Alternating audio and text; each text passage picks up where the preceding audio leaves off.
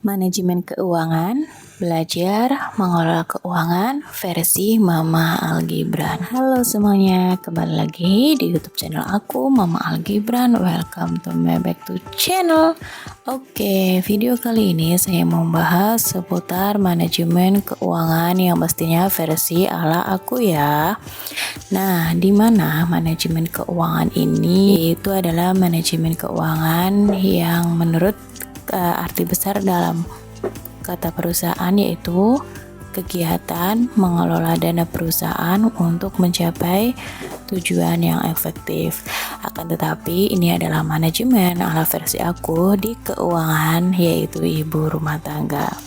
Yang dimana keuangan ibu rumah tangga ini kita juga wajib untuk memanage keuangan untuk pengeluaran lebih baik lagi dan terperinci serta tertata dengan jelas untuk apa sajanya uang kita keluarkan untuk kebutuhan rumah tangga.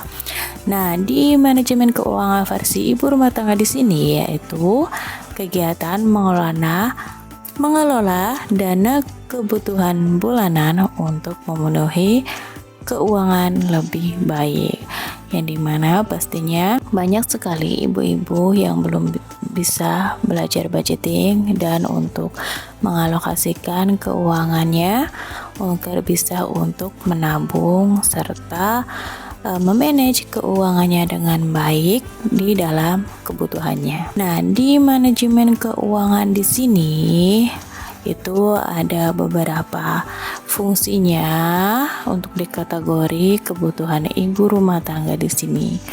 Yaitu fungsinya di sini bla bla bla bla saya kategorikan dalam 3 poin, dan 3 poin itu meliputi 1, 2, 3, yang dimana poin pertama adalah keuangan tertara, terperinci dan jelas ketika kita sudah menjalankan manajemen keuangan dengan baik.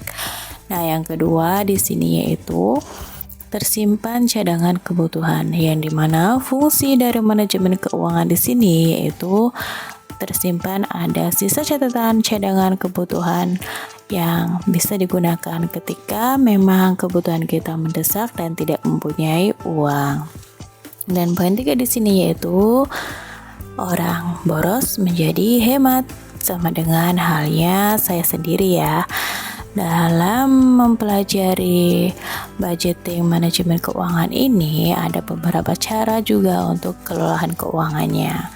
Apa saja sih cara-caranya? Caranya itu ada poin 1 sampai 5. Yang pertama adalah buat anggaran bulanan, dan yang kedua di sini catat pemasukan dan pengeluarannya.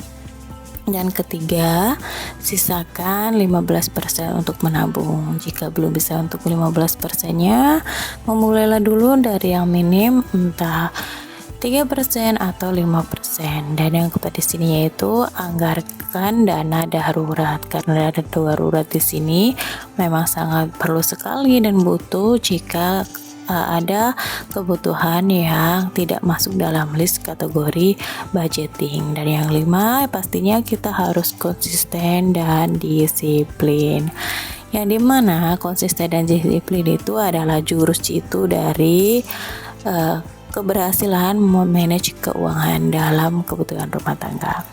Oke, di sini cara kelola keuangan buat anggaran bulanan. Setiap bulannya saya selalu menganggarkan di kategori budgeting ini. Ini adalah beberapa rincian kewajiban serta rincian kebutuhan serta yaitu biaya tak terduga. Yang dimana ini adalah semuanya kegunaan untuk mengalokasikan keuangan. Serta juga di sini ada tabungan. Dan yang kedua yaitu catat pemasukan serta pengeluaran. Di seluruh kebutuhan budgeting ini ada pemasukan dan pengeluaran. Pemasukan sebesar 3 juta dan pengeluaran di sini sebesar 1.700.000.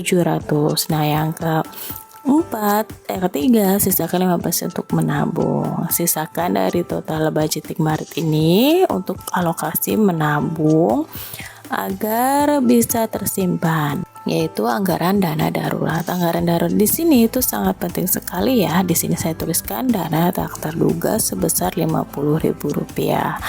Dan yang terakhir yaitu konsisten serta disiplin. Jika memang dalam budgeting pemulaannya itu masih belum bisa boncos, mulailah dan terus mulai. Dan di sini yaitu untuk catatannya, notnya itu jika memang dalam keadaan manajemen keuangannya masih memang boncos ataukah masih minim, maka cobalah untuk mencari tambahan sampingan untuk menutupi kebutuhan yang belum bisa tertutupi. Kebutuhan seperti apa sih yang belum bisa tertutupi? Di sini saya akan contohkan, yaitu kebutuhan yang saya lakukan. Yang dimana kebutuhan yang saya lakukan di sini semisalnya yaitu ada di kategori dompet keuangan aku, yaitu di belanja sayuran. Di sini belanja sayuran yang biasa saya kategorikan satu bulan sebesar Rp400.000 itu kebiasaannya itu selalu lebih atau naik. Tapi kali ini saya contohkan misalnya ada Rp200.000, kebutuhan bulan 200 ini selalu naik karena bahan-bahannya juga masih naik, dan di Rp200.000 ini bisa menjadi Rp400.000. Maka untuk penggunaan kebutuhan awal yaitu sebesar Rp200.000 dari gaji bulanan kita alokasikan di dompet budgeting, yaitu kebutuhan sayur di kategori untuk pembelanjaan di minggu pertama dan kedua. Dan untuk pendapatan sampingan bisa dialokasikan untuk pemasukan belanja bulanan di minggu ketiga dan keempat untuk menutupi kekurangan tersebut. Itulah kegunaannya kita bisa mencari tambahan sampingan, entah itu dari kita pribadi atau dari Pak suami, karena kan sekarang memang telah banyak kerjaan sampingan ya, mau kayak seperti kita jaga anak tetangga atau pengantaran sekolah anak tetangga dan lain sebagainya. Serta nggak usah bingung-bingung juga, di sini juga ada yang namanya medsos yang benar-benar mempergunakan untuk kita memperoleh penghasilan. Salah satunya itu join afiliator. Nah, di sini saya akan mencontohkan. Misalnya di sini adalah belanja sayur. Belanja sayur yang tadi dikategorikan sebesar Rp200.000, ini sisa tinggal 100, yang 100-nya sudah kepakai di minggu pertama. Dan ketika kita mendapatkan sampingan tambahan sebesar Rp50.000, kita save terlebih dahulu.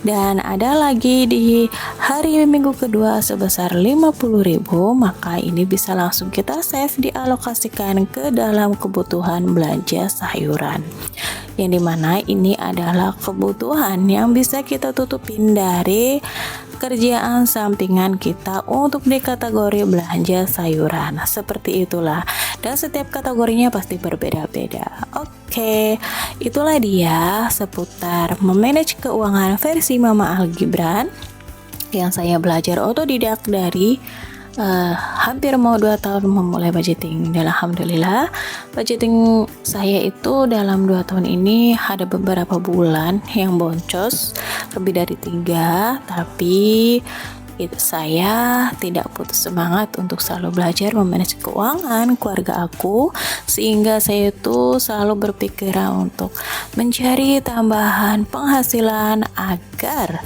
kebutuhan dalam rumah tangga kita dengan gaji minim di setiap bulannya tidak menentu, yang kadang-kadang namanya kerja wira swasta, pabrik, kadang ada lemburan, kadang ada tidak, tapi pengeluaran semakin besar, maka kita harus bisa mengalokasikannya untuk mencari tambahan sampingan untuk menutupi kebutuhan yang tidak bisa kita tutupi di pas akhir bulan. Karena di sini kategori aku yaitu memanage keuangan di gaji bulanan untuk kebutuhan 1 bulan.